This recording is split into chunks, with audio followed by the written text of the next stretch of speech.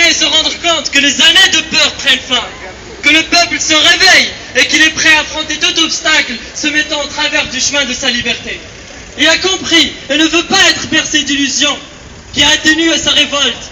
Une nouvelle constitution proposée par une commission nommée par le roi lui-même est alors contre les attentes démocratiques du peuple.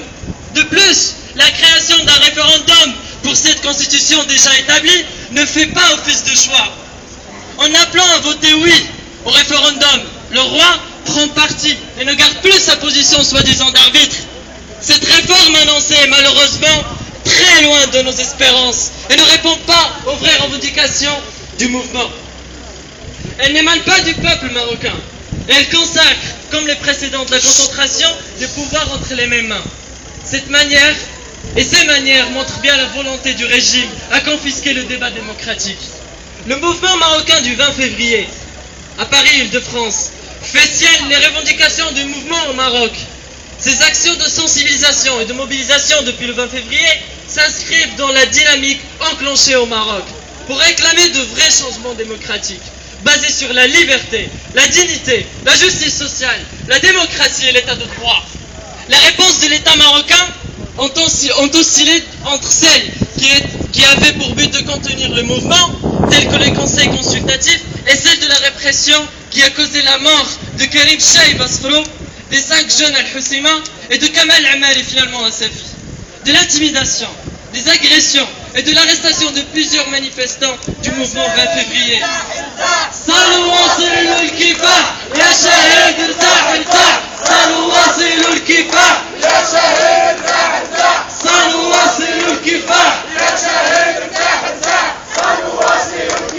En envoyant ses bras, cette Baltagia, pour intimider et réprimer les manifestants le 19 juin, s'est vendu pour 5 ou 4 euros.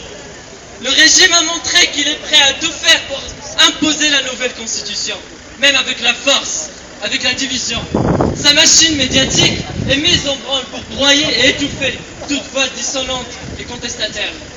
Le mouvement marocain du 20 février à Paris-Île-de-France refuse et condamne ces manœuvres. Il considère que la seule solution, c'est le boycott du référendum du 1er juillet. Boycott! Boycott! Boycott! Boycott! Boycott! Boycott! Boycott!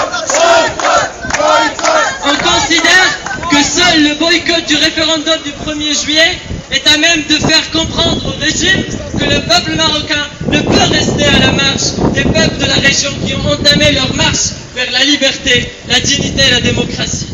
Au nom du mouvement du 20 février et ici à Paris devant l'ambassade marocaine, je lance un appel en tant que frère, en tant que camarade, en tant que fils, en tant que proche du peuple marocain, à s'unir contre les gens qui veulent nous diviser, qui cherchent à nous diviser, qui cherchent à décrédibiliser la bonne volonté, la bonne foi, la motivation sincère de nous et de jeunes Marocains qui veulent simplement une vie sociale, juste et digne. Le peuple marocain ne peut oublier les martyrs qui ont donné leur vie pour que l'on puisse vivre dans un état de droit et non pour une constitution imposée par le régime marseillais. Gloire à nos martyrs, gloire au peuple marocain, à bas la dictature, vive la liberté! Vive la liberté, à bas la dictature! Vive la liberté! À bas la dictature! Vive la liberté! À bas la dictature! Vive la liberté! À bas la dictature! Vive la liberté! À bas la dictature! Vive la liberté! Skat! Skat! Oula Khouil Bled! Skat! Skat! Oula Khouil Bled! Skat! Skat! Oula Khouil Bled! Skat! Skat! Oula Khouil Bled!